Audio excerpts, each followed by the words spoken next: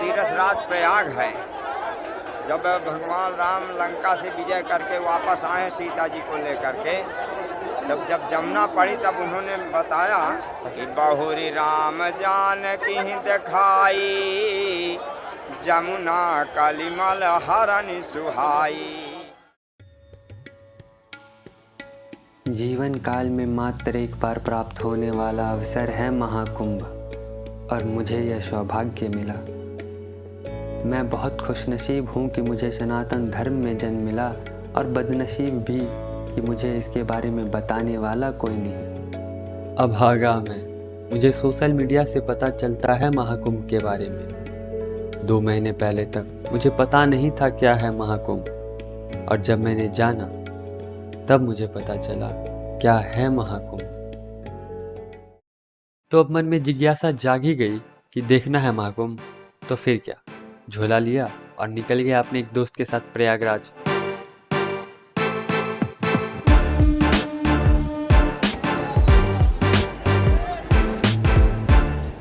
उठियो ना महाराज। तू सामान पैक कर यहाँ रेडी, उन्हीं से बोल। भैया जी यहाँ पे पैकिंग चल रहा है, और हम लोग फिलहाल है दरभंगा में, और दरभंगा से ट्रेन पकड़ के जाएंगे जयनगर। जयनगर से फिर रिटर्न दरभंगा होते होते जाएंगे, इसलिए क्योंकि दरभंगा में होता है बहुत भीड़। तो हम लोग सोच रहे हैं जहाँ से ट्रेन खुलता है वहीं से पकड़ेंगे, और हम लोग थोड़ा लेट चल रहे हैं।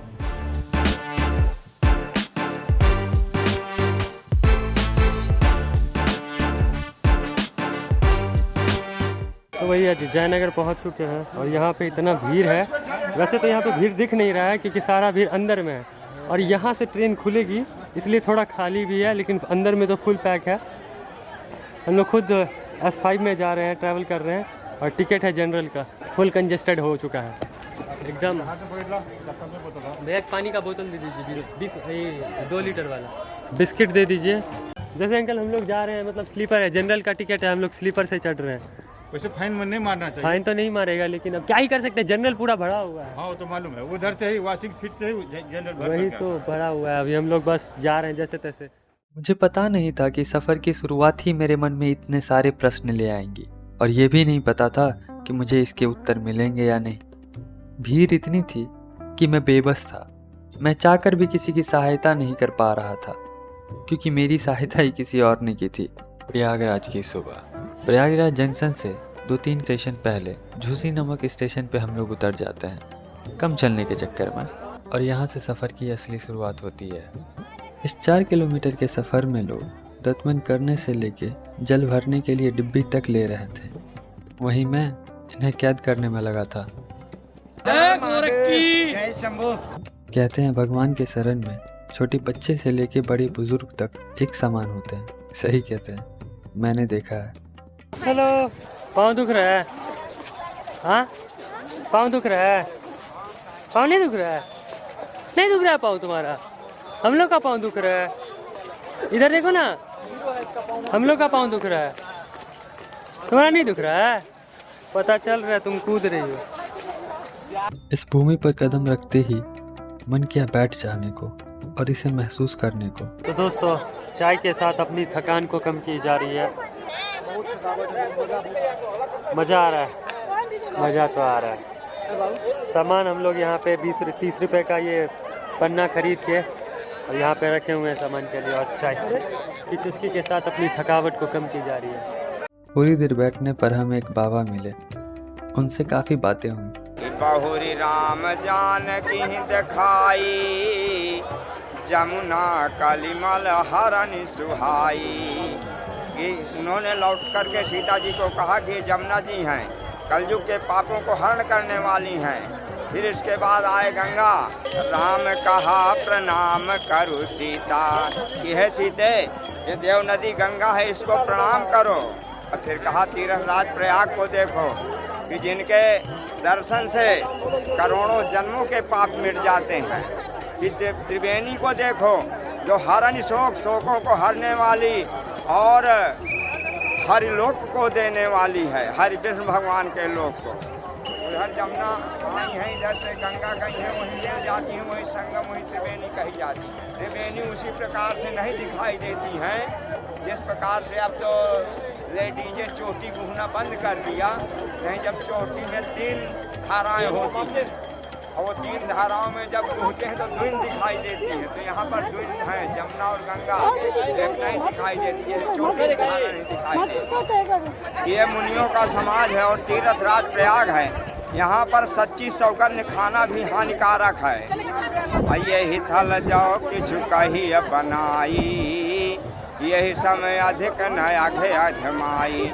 और यहाँ पर इस स्थान में कोई बनावटी बात की जाती है तो उससे बड़ा पाप कुछ है ही नहीं है।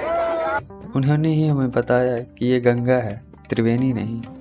मेरे दोस्त ने तो नहा लिया लेकिन मैं नहीं, मैं संगम में ही नहाया। वैसे कोई फ़र्क नहीं पड़ता, लेकिन आत्मसंतुष्टि के लिए बचपन से ही सुनता आ रहा हूँ, कुंभ भव्य विशाल और अद्वितीय होता है। आज अपनी आँखों से देख रहा हूँ, हज़ारों की संख्या में लोग, चींटी के रेंगने तक की जगह नहीं, लोग बेबस और बेचैन थे। अपने जीवन में शायद सब अच्छे जगह पर हो, लेकिन अभी सब भोले की शरण में। शायद ये सीख है या फिर फल मिलने से पहले का परिश्रम, पता नहीं। तो दोस्तों, ये फल को आप लोगों ने सोशल मीडिया पे बहुत देखा होगा, मतलब यूट्यूब पे, फेसबुक पे राम जी का फल बोला जाता है। एक पतला सा दिया जाता है खाने के लिए, 20 रुपये में 3 लिए हैं। और इसका टेस्ट मीठा है, मीठा के साथ साथ कड़वा। फर्स्ट टाइम खा रहे हैं। मोहन कैसा लगा? अच्छा था, हमको तो थोड़ा वियर्ड सा टेस्ट लगा। तो भैया जी चल चल के हालत हो गया है टाइट। 4 किलोमीटर चल चुके हैं, 4 किलोमीटर और चलना है, उसके बाद स्टेशन आएगा। और यहाँ का मंजर देखिए कुछ इस तरह से है। और ये 4K में हम रिकॉर्ड कर रहे हैं, इस वजह से फोकस में बहुत दिक्कत हो रहा है। तो आप अंदाज़ा लगा सकते हैं कितना यहाँ पर। और उधर तो और रुका हुआ है लोग सब। तो कुछ कहना चाहते हैं मोहन जी, बताइए। I am so tired. और भैया जी खाने पीने का तो दिक्कत बहुत हुआ है ना, बहुत दिक्कत। खाने पीने का सबसे ज़्यादा दिक्कत हुआ है, बाकी सब बढ़िया। तो दोस्तों, यदि आप ऐसी जगह पे घूमने आओ, लंबा लंबा चलना पड़े, तो ये सब चीज़ खाया कीजिएगा। जैसे कि तरबूज हो गया, पपीता हो गया, ये सब चीज़ खाया कीजिए, शरीर में एनर्जी बना रहेगा। क्या मोहन जी? मोहन जी तो हमेशा बोलते हैं हम नहीं खाएंगे, हम अपने लिए लेते तो पूरा यही खाते हैं। मैंने वैसा कुछ भी नहीं देखा जिसकी मैंने कल्पना की थी।